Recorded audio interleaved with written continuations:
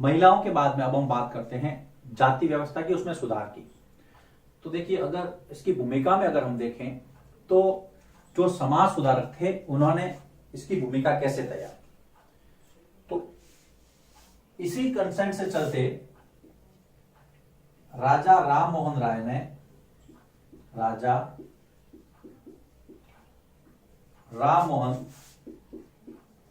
राय ने एक बौद्ध ग्रंथ का अनुवाद किया जिसमें यह बताया कि जाति प्रथा के लिए समाज में कोई जगह नहीं होनी चाहिए।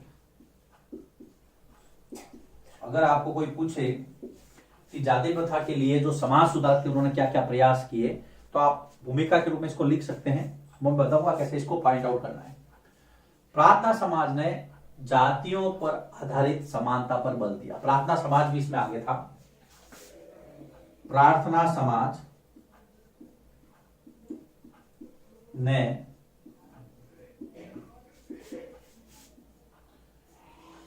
जातियों पर आधारित समानता, असमानता नहीं, ध्यान रखना, समानता पर बल दिया कि सभी जातियों में समानता होनी चाहिए, सभी एक दूसरे का आदर करें, तभी स्वस्थ समाज का निर्माण हो सकता है। समानता, आध्यात्मिक समानता भी हो सकती है इसके अंदर। प्रार्थना समाज आध्यात्मिक रूप से थोड़ा ज्यादा जोर देता था।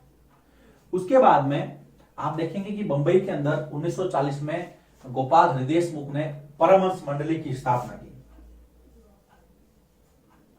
बंबई में 1840 में गोपाल हरि देशमुख, याद रखना, गोपाल नाम बहुत बड़ा है, हरि देशमुख द्वारा परमहंस मंडली,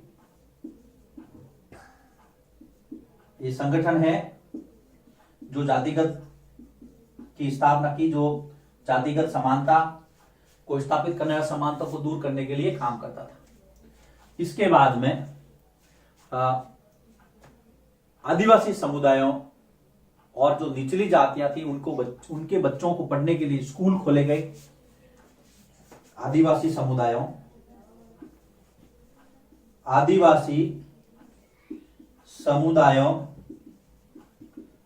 व दलितों के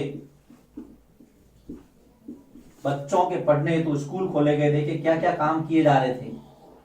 बच्चों के पढ़ने हेतु क्या हुए, स्कूल खोले गए। याद रखना, ये स्कूल लिखा है, स्कूल खोले गए। और क्या काम किया गया, अब देखिए, ये तो था एक जनरल वे में कि भाई जातिगत समानता स्थापित करने के लिए समाज सुधारकों ने या क्या क्या काम किया। तो 1 2 3 4 बिंदु पर्याप्त है। लेकिन जो लोग गांवों में प्रताड़ित हो रहे थे जातिगत असमानता के चलते, भेदभाव के चलते, उनका जो ट्रांसफर या वो उनका जो माइग्रेशन या उनका जो माइग्रेट हुए वो लोग, वो हुए शहरों की तरफ। तो देखिए, निचली जाति वाले या निचली जाति के लोग शहरों की तरफ पलायन हुए, शहरों की तरफ मुड़े। क्यों मुड़े, उसके कई कारण थे। एक तो उनको वहां पे रोजगार मिल रहा था, है ना, तो काम धंधे की तलाश में गए। दूसरा, गांव के अंदर जो भेदभाव वाली प्रथा ज्यादा थी, तो शहर में गए तो वहां पे सब लोग साथ में रहते, तो इतना उनको लगा नहीं। तो देखिए, शहरों की ओर पलायन क्यों हुआ उनका, क्योंकि कारखानों और नगर पालिकाओं में नौकरी मिल रही थी। कारखानों व नगर पालिकाओं में, कारखानों व नगर पालिकाओं में काम के अवसर थे,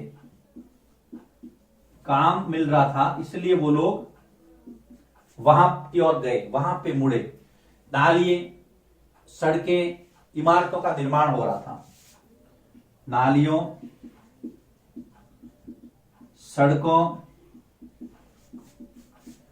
इमारतों का निर्माण हो रहा था, तो वहां पे श्रम, इमारतों के निर्माण के लिए, इमारतों के निर्माण हेतु श्रम चाहिए था। तो श्रम मतलब लेबर चाहिए था, और लेबर कहां से मिलेगा, ये लोग वहां गए तो इन्होंने वहां पे काम करना शुरू किया।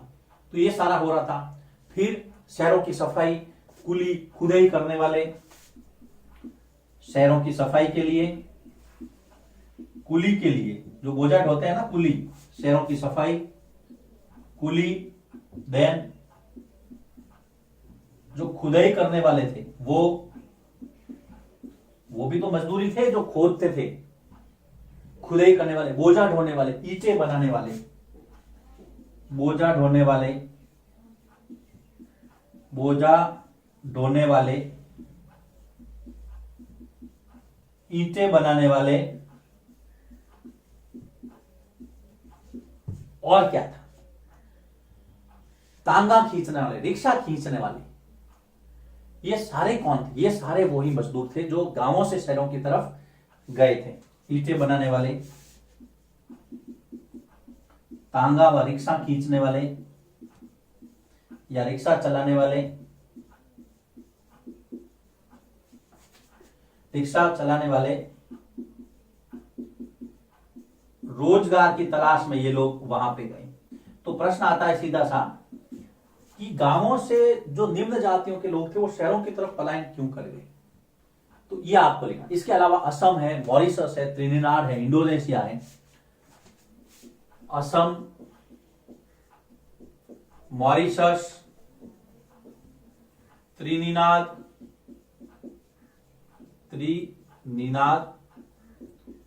इंडोनेशिया, इंडोनेशिया के जो चाय बागान थे, चाय बागानों में काम करने हेतु यहां पर भी ये लोग गए थे। इनकी जरूरत थी, इनकी जरूरत थी श्रम, बागान वालों को इनकी जरूरत थी, तो इनको भारत से भी बाहर भेजा गया काम करने के लिए। फिर सेना के अंदर भर्ती हुई, तो सेना में महार रेजिमेंट में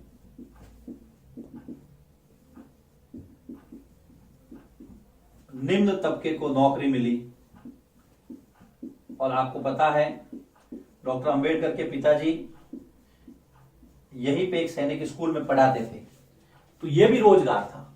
तो यहां से लोग निकल करके बाहर गए, जहाजों में उनको भेजा गया। आपको जो चित्र है वहां पे जॉन एलन नाम का एक कुली जहाज जो मॉरिशस जाता था, उसका चित्र नजर आ रहा है, जॉन एलन।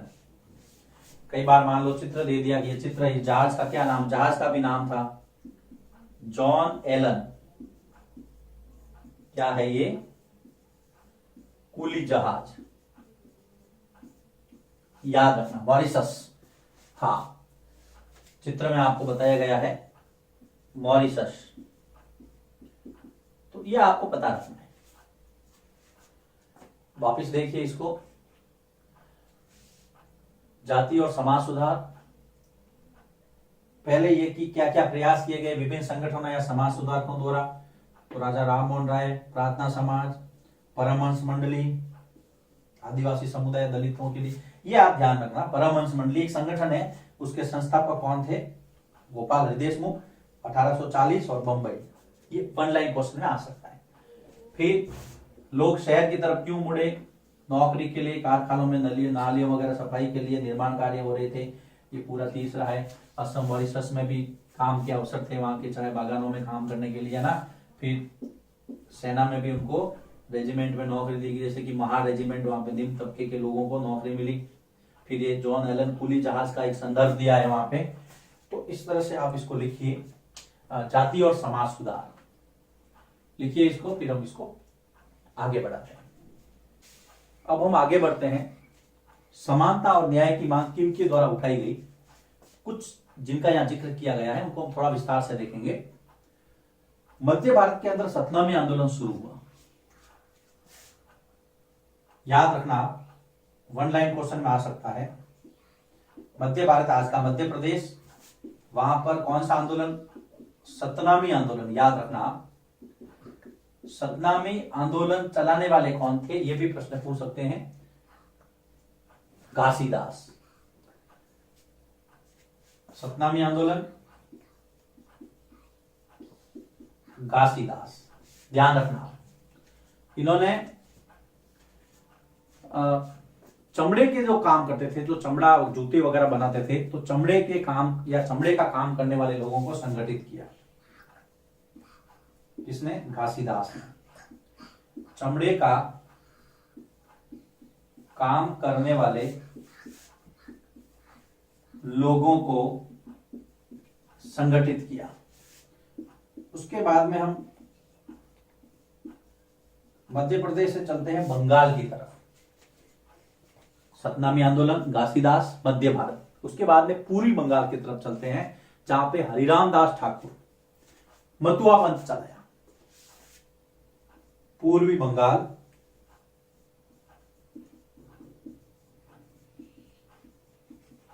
हरिराम दास ठाकुर, हरिराम दास ठाकुर कौन सा पंथ चलाया? मतुआ पंथ। इन्होंने जो निम्न माने जाते थे चंडाल जाति के लोग थे, जो चांडाल काश्तकारों को इकट्ठा किया। चांडाल काश्तकारों का नेतृत्व किया इन्होंने जातिगत असमानता को दूर करने के लिए। और ब्राह्मणवादी जो ग्रंथ थे उस पर, ब्राह्मणवादी ग्रंथों पर प्रश्न उठाए, सवाल उठाए। ब्राह्मणवादी ग्रंथों पर सवाल उठाए। किसने? हरिराम दास ठाकुर ने। मतुआ पंथ, पूर्वी बंगाल। उसके बाद में इसी आंदोलन की जो अगली जो कड़ी है, स्वामी नारायण गुरु या नारायण गुरु, केरल एजवा जाति से। नारायण गुरु एजावा या एजवा जाति, वर्तमान केरल। याद रखना, नारायण गुरु भी जातिगत असमानता के खिलाफ थे। जातिगत समानता के पक्षधर, जातिगत असमानता के खिलाफ। उन्होंने कहा कि संपूर्ण मानवता की एक ही जाति है, मानव की एक ही जाति है, मानवता। याद रखना, एक जाति, एक धर्म, एक ईश्वर। इन्होंने कहा कि सारी मानवता की एक ही जाति है, सारी मानवता की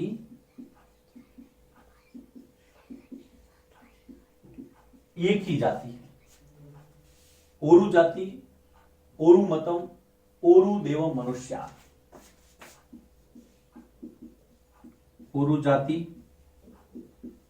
ओरु मतम, ओरु देवम मनुष्या। याद रखना, मतलब एक जाति, एक धर्म और एक ईश्वर। एक जाति, एक धर्म, एक ईश्वर। ये नारा किसने दिया था? नारायण गुरु ने। केरल से थे वो, एजवा जाति। तो देखिए, घासीदास,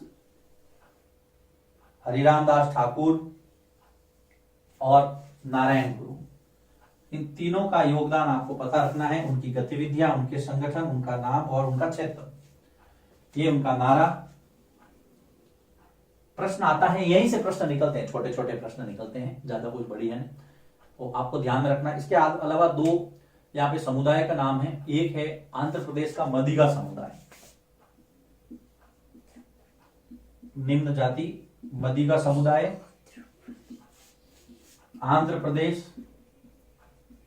ये मदिगा समुदाय चमड़े का काम करता था और जूते बनाता था। पशुओं का चमड़ा उतारना और जूते बनाना। तो ये भी आप चित्र में देख सकते हैं, मदिगा समुदाय जूते बना रहे हैं। खाड़ी क्षेत्र इनका, आंध्र प्रदेश, निवास स्थान आंध्र प्रदेश। पशुओं का चमड़ा उतारना, जूते बनाना, चप्पल, जूते सीना आदि। इसके अलावा एक दूबला समुदाय है गुजरात में, जो कि भूमिहीन मजदूर हैं, खेतीहर मजदूर हैं, दूसरों की जमीन पर खेती करते हैं। तो दूबला समुदाय क्या है? गुजरात। छोटे छोटे प्रश्न निकलते हैं कि मदिगा समुदाय कहाँ रहता है, आंध्र प्रदेश में या फिर दुबला गुजरात के अंदर। तो ये आपको छोटे छोटे फैक्ट्स हैं वो लिखने हैं। लिखिए इसको यहाँ पर इस चैप्टर का ये तीसरा वीडियो समाप्त होता है। अब इसके बाद में हम चौथे वीडियो की तरफ चलेंगे। कुछ ऐसे व्यक्तित्व जिन्होंने जाति प्रथा के खिलाफ खुल करके वो सामने आए और समाज में एकता स्थापित करने के लिए काम किया।